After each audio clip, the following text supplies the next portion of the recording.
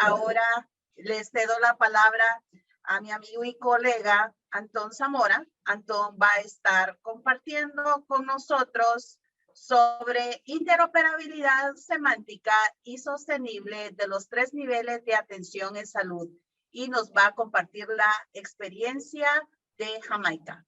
Antón, todo tuyo, el micrófono y la cámara. Hola, muchas gracias. Yo soy excelente. Vamos a ver. Okay. Sí, este es un tema muy importante y que tomo con mucha seriedad.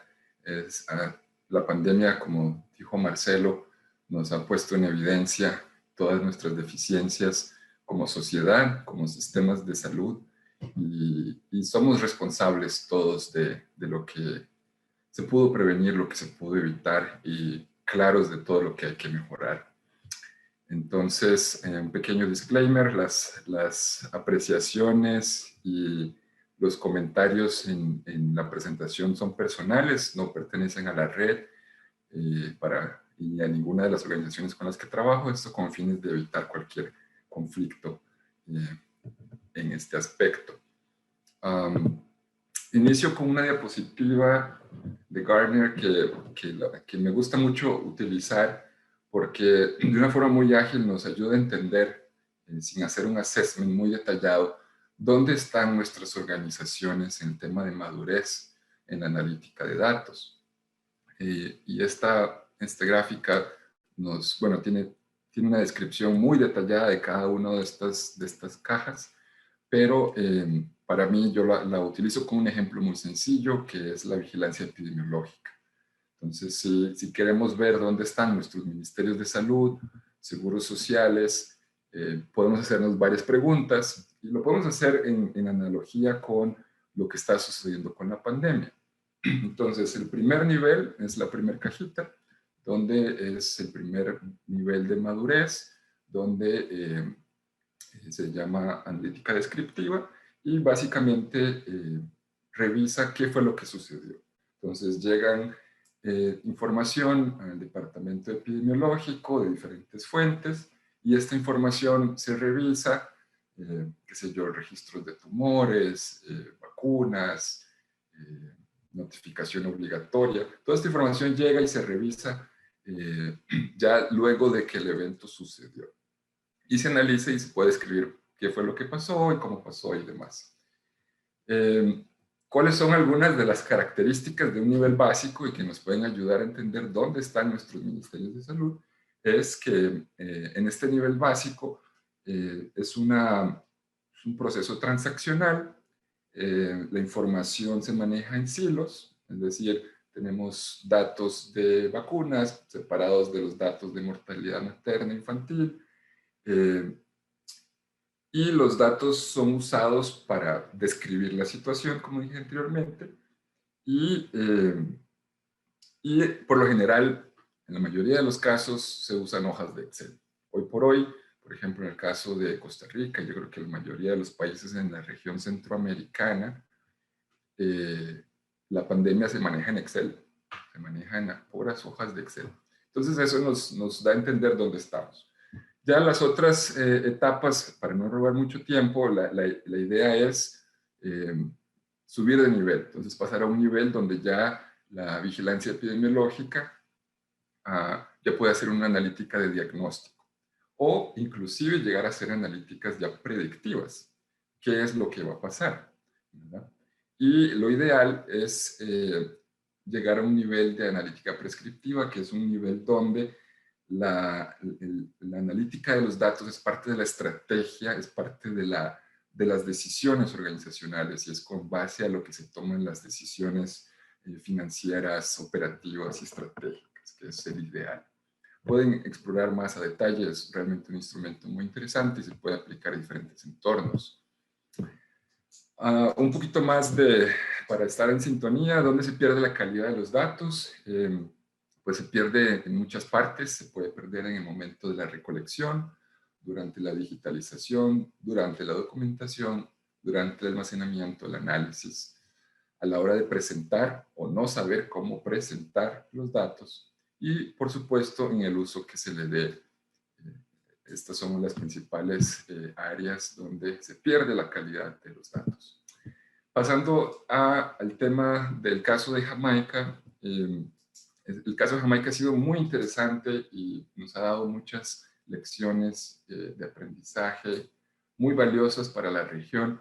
Esto es un proyecto que de hecho Marcelo inició con la doctora Roof ya hace 5 años, si no me equivoco, Marcelo, más o menos, y creo que hoy por hoy es uno de los países que más ha avanzado en la implementación del framework de PAHO, en el framework de Ice4H. Entonces, es un caso muy interesante y algunas de las lecciones aprendidas, y creo que vale la pena mencionarlo en contexto con nuestros ministerios de salud y seguro social, es que ha existido la capacidad de aceptar que hay oportunidades de mejora y que la forma en que las cosas se han venido trabajando no se han tal vez trabajado de la mejor manera, y eso ha abierto la puerta para que muchos consultores, incluyéndome, hemos podido participar en el desarrollo de este proyecto país que tiene un gran impacto. Y creo que un poco de humildad de nuestros ministerios de salud y entender y aceptar dónde están las debilidades, creo que puede ser una manera de poder avanzar más rápido en la gobernanza de los datos y estandarización.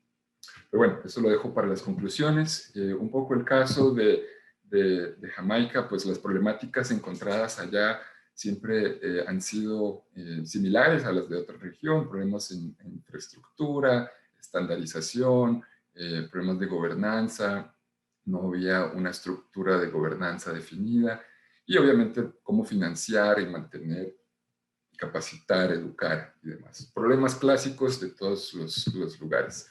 ¿Qué se ha venido trabajando? Bueno, igual con el apoyo de un consultor, Daniel Dunn, que ha trabajado muy de la mano con Marcelo, se diseñó un plan estratégico de Ice4H, y es lo que Marcelo indicaba. El plan general de Ice4H pues involucra muchas cosas. A la hora de trabajarlo con los actores principales, se puede hacer un plan detallado o personalizado a la necesidad identificada. Entonces, este plan se elaboró la visión, que es tener acceso a información de calidad, sostenible, integrada, segura para la toma de decisiones. Se definieron las principales guías de acción, los objetivos estratégicos y las iniciativas como tal para alcanzar esos objetivos estratégicos. Se creó una comisión nacional que involucra actores de otras organizaciones, Ministerio de Ciencia y Tecnología, agencias de digitalización, universidades, academia, etcétera. Y se crearon subcomisiones, específicamente comisiones para el manejo de datos, la gobernanza de datos, comisiones para la aceleración de la infraestructura y los sistemas de información. Entonces, bueno, toda esta información la pueden encontrar en la página de PAHO Ice4H, donde pueden construir ustedes sus propias estrategias. De las principales outcomes para gobernanza, obviamente la protección de los datos, se creó una política de protección de datos, uso secundario de los datos, cómo proteger la información de los pacientes, la estrategia de seguridad. Se definen los estándares de interoperabilidad, terminologías, se define toda la regulación para intercambio de datos entre el sector público y privado, y por supuesto los catálogos nacionales para el tema de salud. Se crea un blueprint de cómo va a ser la arquitectura inicial y todo el proceso de modernización de la arquitectura e interoperabilidad con diferentes actores, y se ven temas importantes como la gestión del recurso humano, modelos de sostenibilidad financiera e implementación ya propiamente de soluciones de expediente digital, hospitalario, telemedicina, entre otros. Se adopta la arquitectura abierta. esto es un gran avance y nos sentimos muy orgullosos de que Jamaica decide adoptar la arquitectura de datos abierta y se utiliza OpenIHR, HL7, Fire, bueno, toda la parte de terminologías, servidores de terminologías, servidor de MPI. Se crea un bus para, obviamente, para la parte de protección, logs, monitoreo y la integración con diferentes plataformas. Al final, ¿qué es lo que se busca desarrollar? Y de hecho, bueno, generalmente se empieza a interoperar con expedientes médicos. Nosotros empezamos a interoperar con aplicativos de pacientes. Ya estamos en el proceso de interoperar expedientes médicos o crear la arquitectura para aceptar diferentes expedientes digitales. Pero el ejemplo que les voy a dar es con un caso específico para pacientes. Al final, la ideal en estas arquitecturas es que se tiene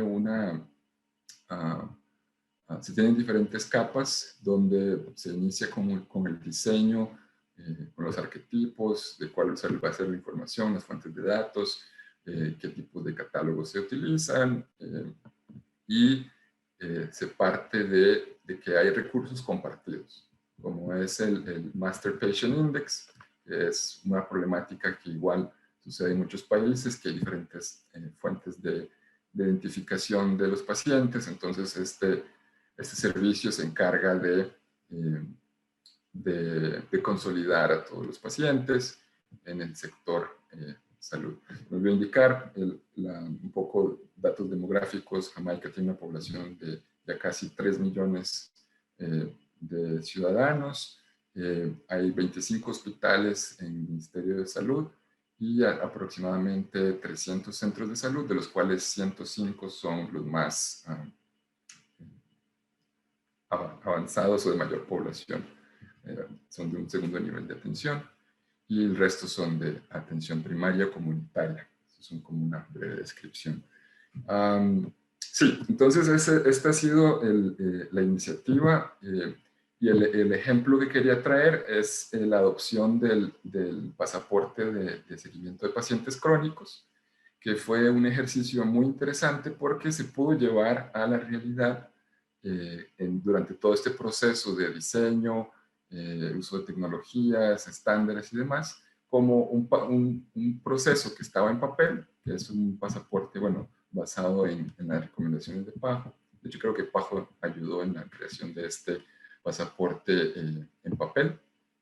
Y todo esto se pasó a un aplicativo para el usuario que el médico puede prescribir y que puede monitorear al paciente de manera remota y toma signos vitales, educación del paciente, recomendaciones y demás. Entonces, en el prototipado de la aplicación clínica, obviamente se define las variables, qué recursos de codificación se van a utilizar, qué terminologías y demás. Y al final, en realidad es muy sencillo. Hay una interacción con el CDR entre el aplicativo del paciente, el servidor centralizado de interoperabilidad y el acceso clínico para poder ver los resultados. Ya obviamente en el proceso no hay tiempo suficiente para explicar todo el proceso de creación, pero se definen los templates utilizando herramientas de diseño de templates para validar todos estos campos y que todo funcione bien antes de pasar a publicar el aplicativo. Es un ejemplo del diseñador de arquetipos que se utiliza. Sí. Entonces, empezamos de cara al paciente. Ahora estamos trabajando para que los expedientes digitales también puedan cooperar, pueden interoperar su información, inicialmente en el Ministerio de Salud y posteriormente en el sector privado. Todo esto me lleva a que una infraestructura bien planificada genere eficiencia. Y esta es una analogía que uso con las carreteras en Centroamérica.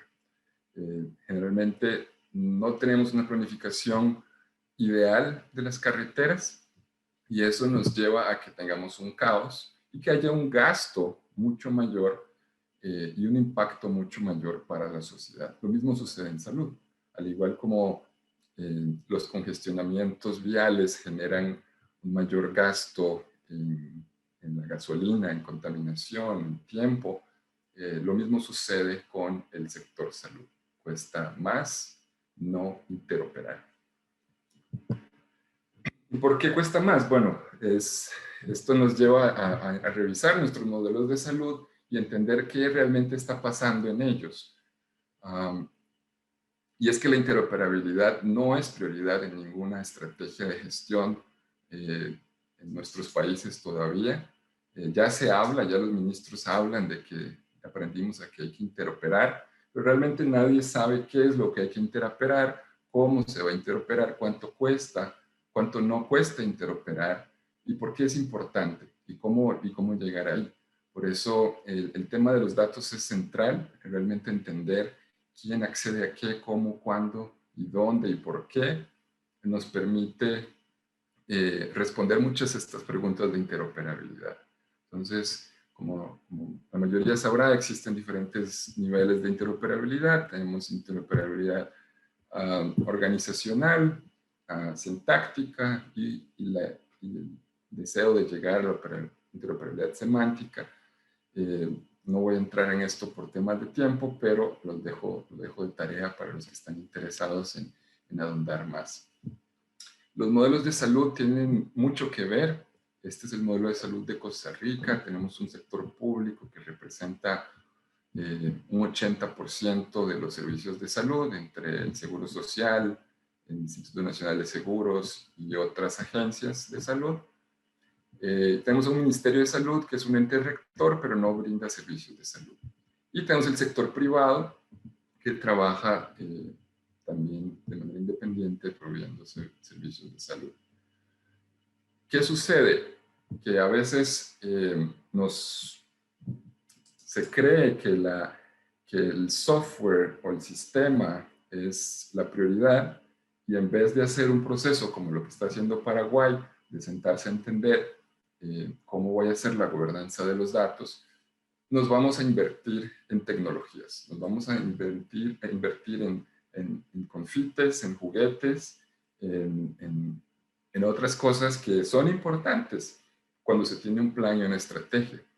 Entonces, aquí es donde es importante para los países reflexionar cómo se está haciendo esta inversión, cómo se mantiene esta inversión y de hecho si es sostenible. Caso de Costa Rica, por ejemplo, en estimaciones con datos que están accesibles, la inversión, por ejemplo, del expediente digital único en salud de LEDOS asciende a $30 millones anuales. Realmente esos $30 millones están ajustados a la realidad, se pueden mantener. Tenemos otros casos como Uruguay, que es una agencia digital, invierte $3 millones, o casos como en Argentina, donde más bien el desarrollo es interno, utilizando tecnologías open source y se reducen los costos hasta el más no poder. Entonces, esto nos lleva a reflexionar en varias cosas. Educación, necesitamos tener en nuestros países acceso a educación. El caso de Argentina nuevamente es un gran ejemplo con el Hospital Italiano.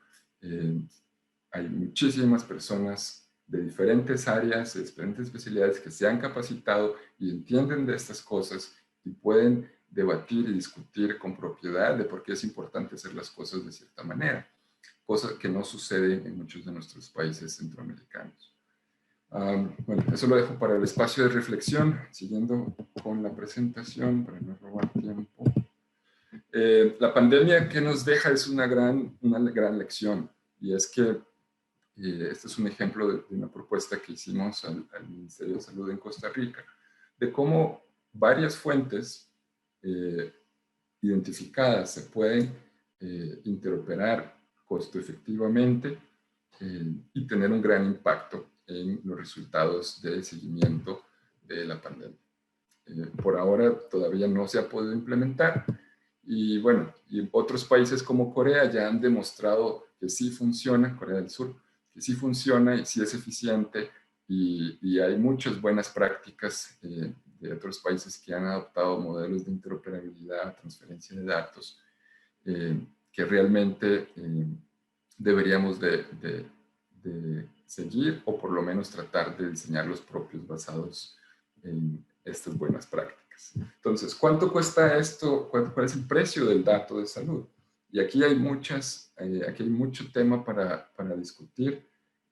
Hay varias líneas donde se puede discutir. Es, por ejemplo, cuánto cuesta perder el dato, ¿verdad? Un hackeo, cuánto cuesta no tener el dato de manera oportuna, y cuánto cuesta no tener el dato para investigación.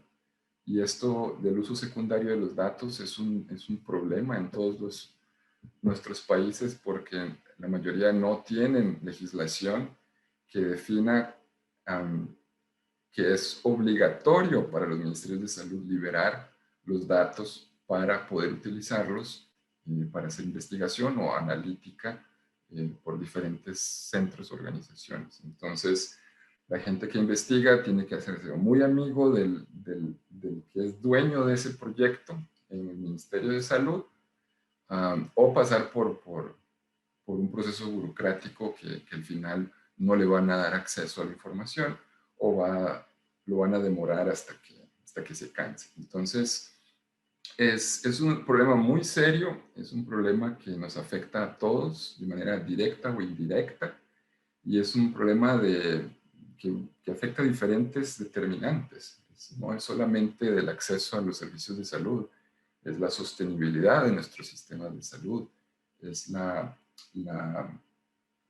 posibilidad de innovar, la posibilidad de participar activamente en el sistema de salud, y que los datos disponibles, epidemiológicos, poblacionales, puedan ser utilizados por la academia para poder hacer sus propios análisis, sus propios cruces, sus propias interpretaciones y predicciones con esta información.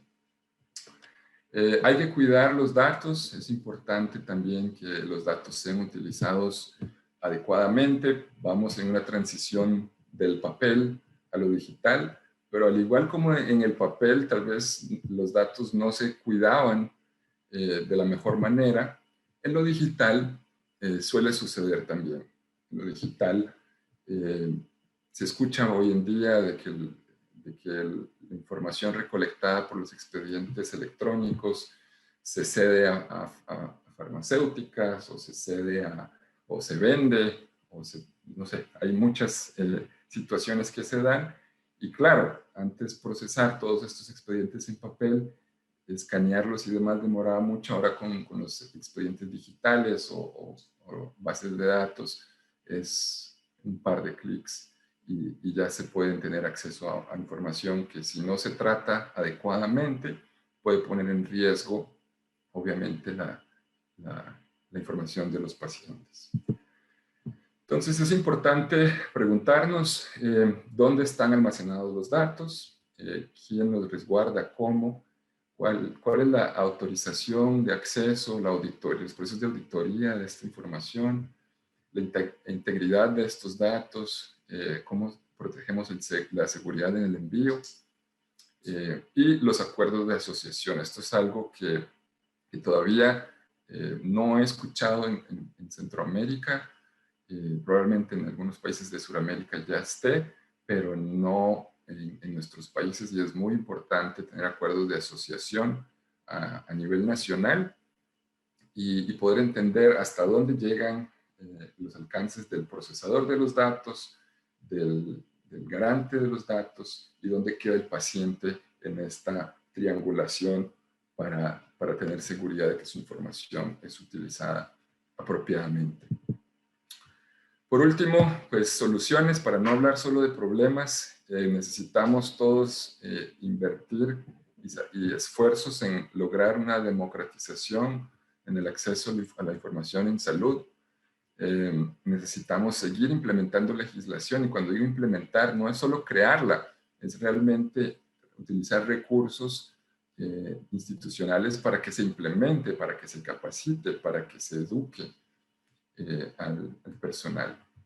Y por último, educar, planificar y priorizar el uso de estándares e interoperabilidad. Es una lucha continua que en Recainsa tenemos ya muchos años de estar impulsando y promoviendo el uso de estándares. Sin embargo, como dije anteriormente, siguen estando en la última de las actividades en la lista de prioridades de los planes estratégicos de nuestras organizaciones, y eso tiene que cambiar. Muchísimas gracias por el tiempo. Esta es una frase que me gusta mucho. Hay personas que observan las cosas y se preguntan por qué. Son así. Yo sueño con cosas que no existen y me pregunto por qué no existen. Entonces es una motivación para entender dónde estamos y hacia dónde vamos con nuestros sistemas de salud y gobernanza de datos. Muchas gracias a todos. Gracias a ti, Antón, por compartirnos la experiencia de Information System for Health en Jamaica y sobre todo por ese análisis que hiciste sobre cómo se pierde la calidad de los datos. Muy interesante. Y bueno, en aras del tiempo, le dejo el espacio a Daniel. Todos conocemos a Daniel. Él ya es de la casa, así que no voy a hablar más. Quien va a estar conversando con nosotros sobre gestión y almacenamiento en la nube. Gracias, Daniel. Muchas gracias a todas y todos.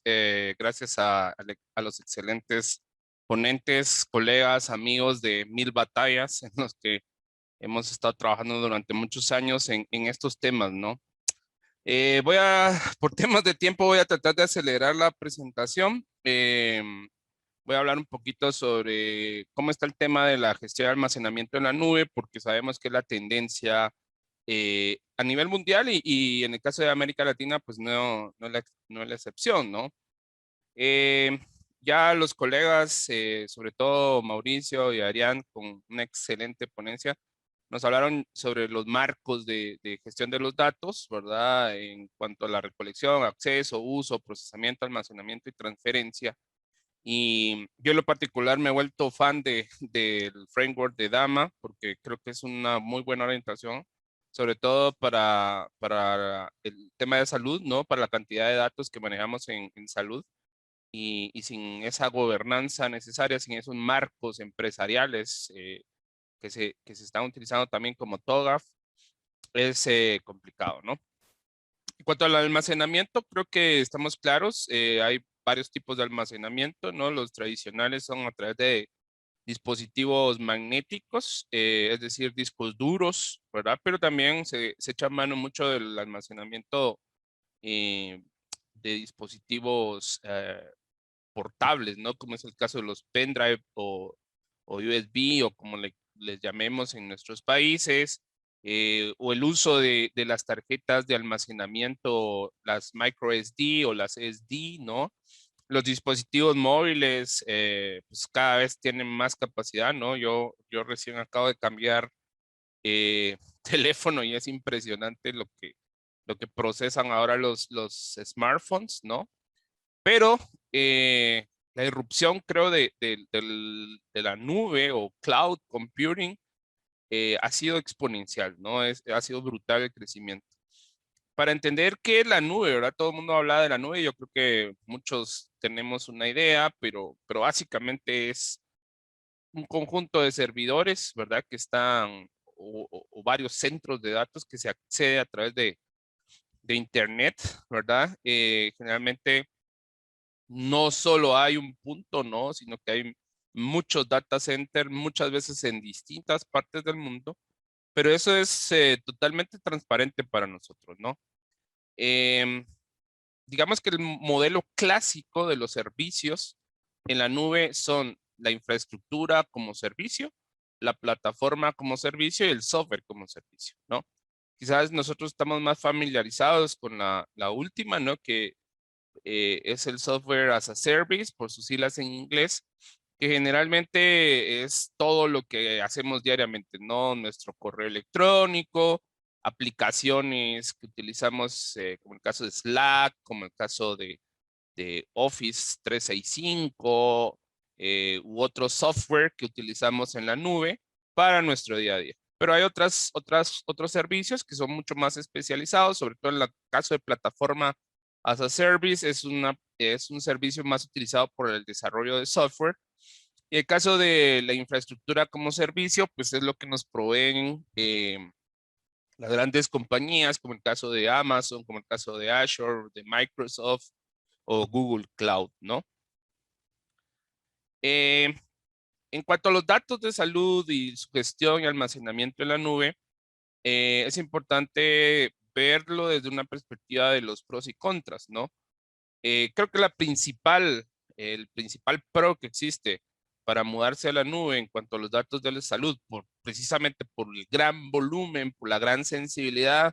Antón nos mencionaba esto y nos mostraba algunas gráficas de cómo hoy se manejan los datos todavía en pleno siglo XXI, ¿no?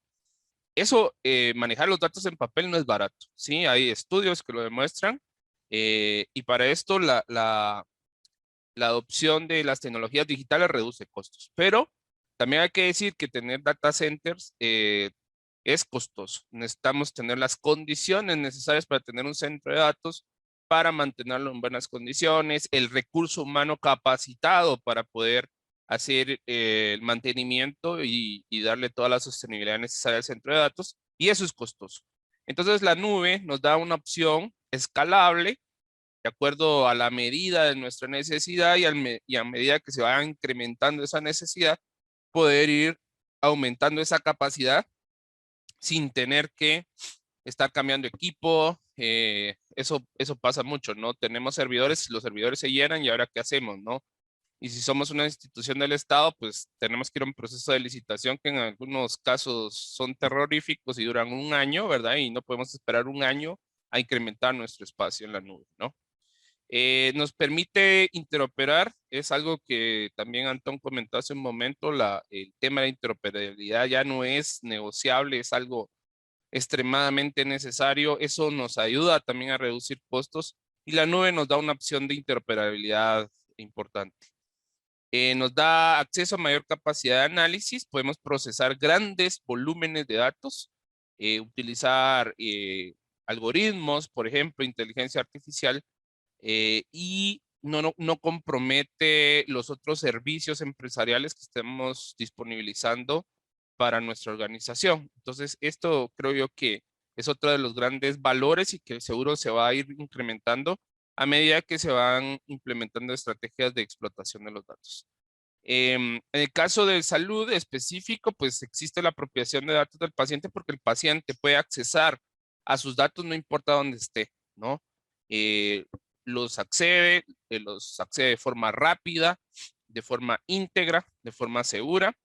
Y también esto también vincula a otras prácticas que sobre todo en el tiempo de pandemia se ha acelerado muchísimo, que es la potenciación de la telemedicina. Entre los contras, pues está siempre el tema de la preocupación por la seguridad. Esto no necesariamente vinculado a la ciberseguridad, sino que más a la seguridad de la información, que ese es tema para otra charla, ¿no?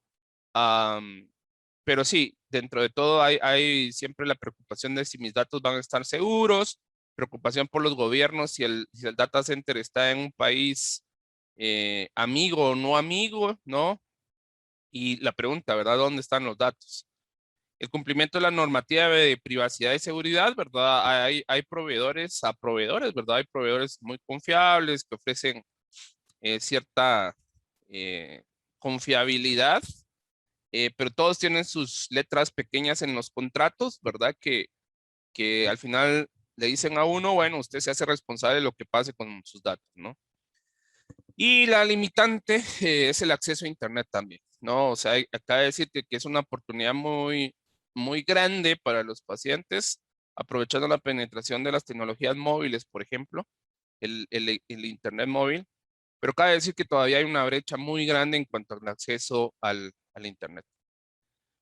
Rápidamente, la situación de América Latina. Este es un informe del 2017, trabajado por HIMSS con eHealth Reporter y patrocinado por Everest, valga el comercial. Se hizo una encuesta en 11 países de la región. Fueron encuestados 169 personas. entre los que habían director médico, gerentes o director general, jefes de informática y otros, ¿no? Se abarcó centros de salud, la mayoría fueron hospitales y clínicas privadas, eso hay que decirlo, solo el 18% fueron hospitales públicos y lo demás pues fueron distintos tipos de establecimientos de salud. En general, las conclusiones, ¿no? De 9 de cada 10 encuestados apuesta por el uso de servicios en la nube, ¿verdad? Esto marca una clara tendencia. Ya en el 2017, esto probablemente con la pandemia se aceleró, ¿verdad? Y bueno, un poco era el tema del que solo el 40% planea usar el servicio. Entonces había una brecha importante ahí. Como digo, estos datos probablemente volaron por el cielo por la pandemia. Luego en 2020 el mundo cambió y seguro que los servicios en la nube se han incrementado brutalmente también en el tema de salud. Con los fines que usaban el cloud, en ese momento era más de backup, ¿verdad? Eso es, bueno, tengo mi data center on-premise, pero tengo un backup en la nube. Otro 55% dijo que también para almacenamiento de apps y datos críticos, el 50% para el tema de interoperabilidad y el 49% específicamente para la gestión de la historia clínica. En cuanto a las proyecciones, ya pasando hacia lo que viene, lo que vivimos hoy, lo que vendrá, ¿no? Hay un informe reciente de Market Data Forecast que valoró el mercado de la telemedicina en América Latina en 1.100 millones, o sea, 1.1 billones de dólares, con un crecimiento proyectado en el 2021 de 2.5 billones de dólares. Este informe es del 2018, perdón, ahí se me olvidó colocar la fecha, pero me atrevo a decir que eso ha sido mucho más. ¿Por qué la telemedicina? Porque la telemedicina ha impulsado también el uso de la nube. Los principales proveedores, pues ya los conocemos, Google Cloud, Microsoft Azure y Amazon, todos tienen ya un programa específico para salud con el cumplimiento de HIPAA Compliance que es, como saben, es una ley federal de los Estados Unidos para la más estricta que tenemos en la región de las Américas respecto al manejo de los datos de salud, ¿no? ¿Y por qué la nube entonces? En conclusiones, bueno, aquí una gráfica muy interesante que publicó Checkpoint, que es una compañía de seguridad que provee firewalls y otros servicios de seguridad, ¿no? Y aquí nos dice, bueno, en azul aparece las cosas que uno tiene que absorber cuando tiene ese tipo de infraestructura y en negro aparece cuando lo hacen terceros, ¿no? Entonces nos damos cuenta de cómo tenemos que pensar que si vamos a tener un data center nosotros en la institución, pues todo lo que está en azul, que es la primera columna, la tenemos que absorber, ¿verdad? Esos son costos que debemos incluir año con año, ¿no? Y así cada una de las distintas opciones, ¿verdad? Hasta llegar hasta el software as a service, que la única responsabilidad es de los datos. Y por lo que está en negro, pues lo tercerizamos. No es gratis, pero al rato se diluyen los precios, ¿no? Y el reto que viene, basado en los 8 principios rectores de la transformación del sector salud, el principio 1, conectividad universal, ese es el principal reto, en mi opinión, para la agenda de lo que viene, garantizar que cada ciudadano de cada uno de nuestros países tenga acceso a Internet para tener el mejor provecho de los servicios en la nube.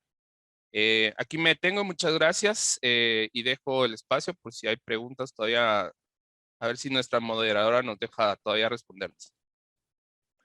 Muchísimas gracias, Daniel. Sí tenemos algunas preguntas y me gustaría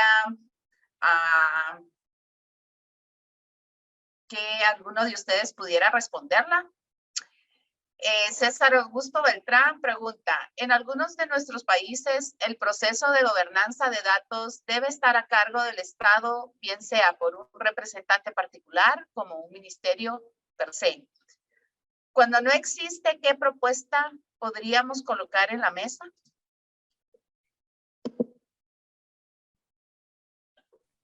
No sé, quizás Antón, que ha estado trabajando en gobierno mucho, se anima.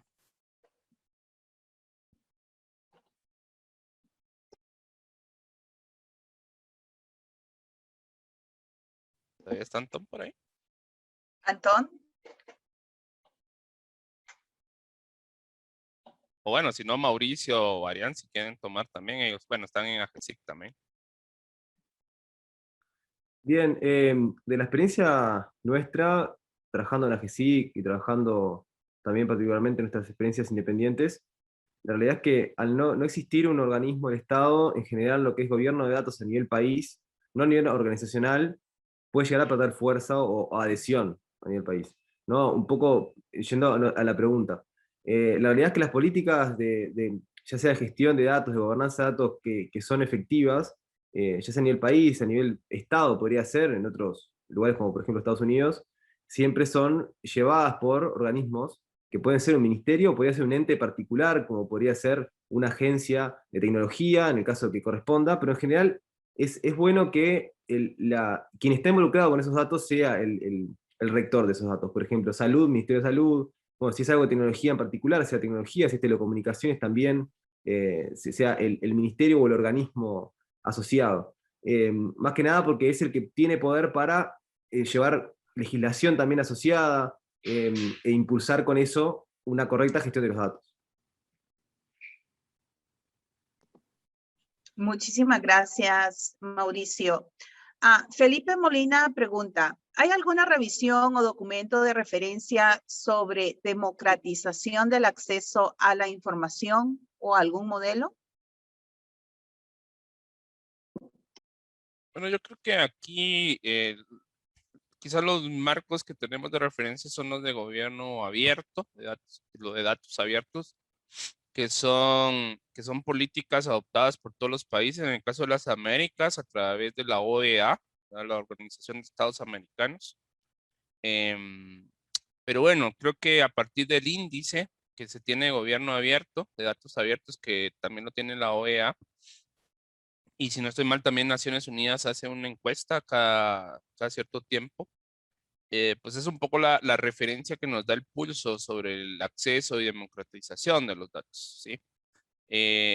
Esto a veces, yo lo digo y a título personal, a veces como un poco con trampa, ¿no? Porque a veces estas encuestas son respondidas por los entes encargados en los países, y muchas veces la información, aunque se deban adjuntar medios de verificación, no siempre es así, ¿no? Entonces vemos países que fluctúa mucho su posición en el ranking, porque bueno, hay un gobierno que te dice una cosa y luego cambia ese gobierno y el otro te dice, no, no, no era así, era así, no. Entonces, es lo que tenemos, pero creo que el tema de los datos es un área de estudio muy grande, que nosotros lo hemos experimentado con la recaínza, de hecho. La demanda que hemos tenido con temas de gobierno de datos es impresionante. Gracias. Gracias a ti, Daniel. Esta pregunta es de Alfredo de Rod para Mauricio y Ariane. Cuando hablan de calidad de datos, ¿se refieren al preprocesamiento de los datos? Ahí en realidad apunta a todo el ciclo de vida del dato. Ahí quizás la pregunta va más al preprocesamiento para explotarlo y generar información, pero apuntamos a todo, desde que se está generando y se está almacenando y cómo se está almacenando, a después cómo se transfiere o se utiliza. En realidad aplica todo, aplica el preprocesamiento perfectamente. Los criterios que apuntan a uno a otro quizás vayan variando dependiendo de la criticidad del dato y para quién se está generando, pero apunta a todo ese proceso. No sé, Mauri, si querés.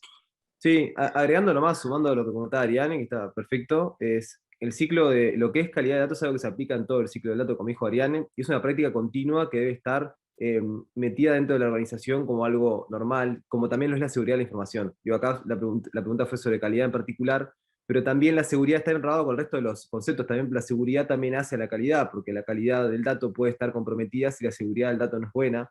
Entonces es un proceso que es que es continuo. Claramente que el preprocesamiento es para procesos de uso secundario de los datos, para lo que es data warehousing que estábamos comentando, y para otros procesos, pero la realidad es que la calidad del dato tiene que ser algo que continuamente y en todo momento del ciclo de vida del dato esté en el foco. Y quizás para Muchísimas agregar gracias. un punto más ahí, y rematándolo con el uso de los datos, porque yo creo que a medida que los datos se utilizan más, al final se ve la calidad del dato, ¿no? Tenemos muchos ejemplos de sistemas en los países que almacenan grandes volúmenes de datos, pero cuando vemos la cantidad de datos que se explotan, realmente es muy poco. Entonces, la única forma para poder cerrar el ciclo, en mi opinión, es eso, ¿no? Como decía Ariane, preprocesamiento, lo que decía Mauricio, la seguridad, y yo lo remataría con el uso de los datos. Excelente, Daniel. Y esta pregunta es para ti, Daniel, de Adriana. Perdón, de Margarita. ¿Cómo se maneja la propiedad individual del dato, la persona y el paciente, y la propiedad intelectual de los instrumentos, el sector salud, en el uso de la nube? Bueno, esa es una pregunta interesante. Lástima que no está nuestra colega y amiga Marisabel acá, porque ese tema del ownership y copyright es un tema bastante gris todavía. Esto realmente está determinado por la legislación, creo yo. Y en ese aspecto, me atrevo a decir que hay muchos vacíos todavía en la legislación, ¿no? Todavía no se ve el dato como un bien, como se puede ver un activo o en el marco de la protección de la propiedad, ¿no? El tema, obviamente tenemos legislación sobre propiedad intelectual, pero en el caso de los datos es como un poco más complejo. En esto creo que los marcos de referencia más claros que tenemos quizás son los de Estados Unidos con la HIPAA Compliance, donde hay una delimitación muy minuciosa, perdón, de quién hace qué, quién debe ser el responsable de almacenar, quién habilita, quién puede accesar, ¿no? Y en el caso de Uruguay, quizás ahí Mauri y Arián pueden complementar, ¿no? Uruguay tiene casi el 100% de la población con historia clínica electrónica. Entonces, bueno, sería interesante también oír un poco de lo que ellos decían, ¿no? En cuanto a la nube, pues esto es como muy claro en cuanto a qué te están rentando, ¿verdad? Porque por eso mencionaba yo los 3 niveles de servicio, ¿no? De infraestructura como servicio, plataforma como servicio y software como servicio, porque esto va determinando realmente también los contratos, el agreement, ¿no? Que generalmente uno le da, sí acepto, ¿verdad? Por eso decía también las letras pequeñitas, porque lo que te dicen en temas por ejemplo, almacenamiento de datos, que es el caso de Software as a Service, es ok.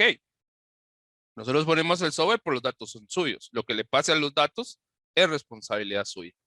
Pero a veces eso no está tan claro, como digo, hay muchas zonas grises. El tema del ciberespacio, de la virtualidad ha acelerado tan rápido que los marcos legales no han avanzado a la misma velocidad. Entonces todavía hay muchas nubes. No sé, Mauricio y Arián, si ustedes quieren complementar sobre el tema del ownership y copyright. Bien, con respecto a información clínica, plataforma de salud que nosotros tenemos en Uruguay, nosotros tenemos prácticamente el 100% de la población con al menos un registro digital de información clínica. Tenemos más o menos el 80% del registro de la producción sanitaria mensual de todos los prestadores. En Uruguay el sistema de salud es prácticamente mitad y mitad. Tenemos un prestador de salud público muy grande, pero tenemos un montón de prestadores de salud privados, son unos 46 prestadores. Y nosotros lo que tenemos con la información es un modelo federado de almacenamiento de información y custodia, en la cual los prestadores de salud son los custodios legales de la información, pero la información por la ley de protección de datos es del usuario del que se hizo la atención. O sea, la información es propiedad y la persona puede solicitarla en cualquier momento, que es eso de que la información es de él, y es de propiedad, y eso está por ley. Lo de la custodia también está por ley, de la custodia se extiende un poco lo que es la custodia de papel, cuando se hizo una ley, el decreto en el 2017 de la Historia Clínica Electrónica Nacional, que define un poco el registro digital de historias clínicas, ahí lo que define es esa equivalencia entre el papel y el modelo digital, en lo cual siguen manteniéndose las mismas obligaciones por parte del custodio, que es mantener la información por determinado tiempo, resguardada y con seguridad y que tenga consistencia y que no sea violable esa información. Eso, en Uruguay entonces el formato es así, a nivel de plataforma de salud, la plataforma es una especie de autopista de intercambio de información, no se tiene información centralizada, o sea, no se tiene replicada la información, por eso es el modelo federado de repositorios y centralizado de registro.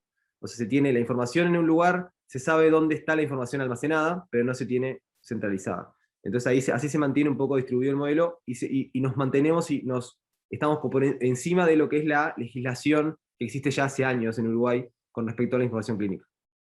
No sé, Sí, para extender un poco lo que comentabas sobre la propiedad de lo que es la historia clínica, que la historia clínica es del paciente, y para validar ese modelo, dentro de lo que es la plataforma de salud, se brindan estos servicios para que las personas puedan decidir sobre el acceso a su información clínica, en qué determinado contexto y sobre qué prestadores, y todo esto de privacidad y acceso un poco lo brinda la plataforma, y las personas pueden acceder a eso y empoderarse en el acceso a sus datos clínicos. Muchísimas gracias. Y ya para concluir, quisiera que en un minuto cada uno pudiera compartir sus conclusiones. Daniel, Mauricio, Antón y Ariane, por favor. Bueno, yo creo que tenemos mucho que discutir todavía con el tema de los datos. Creo que estos marcos que nuestros amigos de Uruguay nos compartieron, la experiencia que Antón nos compartió, lo que Marcelo de Agostino comenzó hablando sobre el tema de recolección de datos, es un poco lo que vamos a ver en los siguientes meses y años quizás, porque hay muchas zonas grises, creo, pero hay también un buen trabajo que se está haciendo, adoptando buenas prácticas y estándares para facilitar la gobernanza y la gestión de los datos. Entonces, creo que me quedo con eso, la oportunidad que se tiene también de tener datos cada vez más accesible, el uso de algoritmos que nos pueden ayudar a explotar mejor esos datos, y sobre todo en el tema de salud pública, como lo hemos visto durante la pandemia, que es tan necesario tener información de primera mano, ¿verdad? Y que nos permita tomar acciones para el desarrollo de las intervenciones en salud. Muchas gracias. Bien, tomo ahí un poco la palabra. Creo que un poco de nuestra experiencia es esto de comenzar a hacer, ¿no? Y ir aprendiendo un poco y corrigiendo en el camino, tanto en el camino que va armando uno, como en este tipo de instancias que uno va aprendiendo en la experiencia de las otras personas. Y por otro lado, no de alguna forma no pensar que estos estándares, porque si uno mira TODAF o mira DAMA, son pesados, sino que tomarlos, tratar de adaptarlos un poco a la realidad de cada uno y poder ir evolucionando con ellos, y ir sumando cosas y mejorando. Son guías y hay que ir adaptándolas al contexto para esto, para empezar a hacer, y un poco de lo que vayamos haciendo en referente a lo que es gestión de datos es más de lo que teníamos hace un año, y así es un poco cómo entendemos que se puede ir construyendo.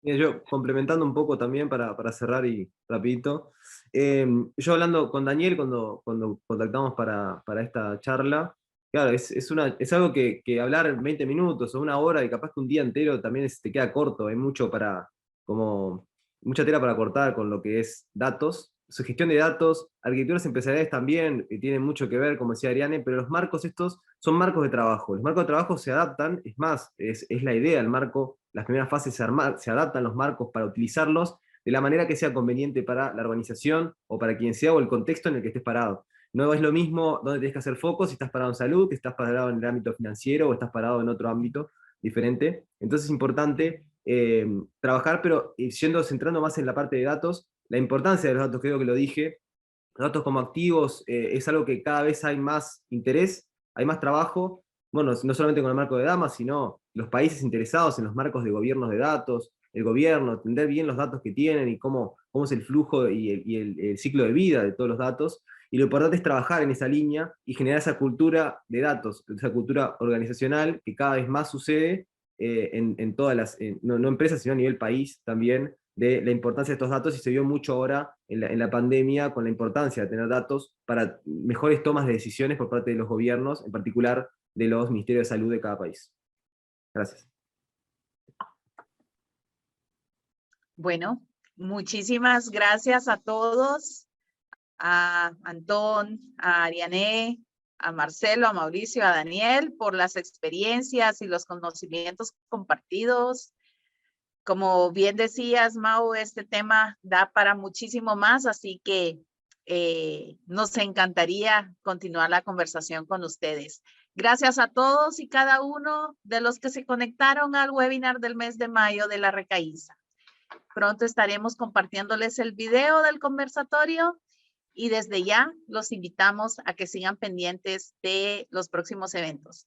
Un abrazo virtual a todos, cuídense mucho y que estén bien. Hasta luego. Un abrazo. Muchas gracias, hasta luego. Chao, chao. Gracias, chao. Sí.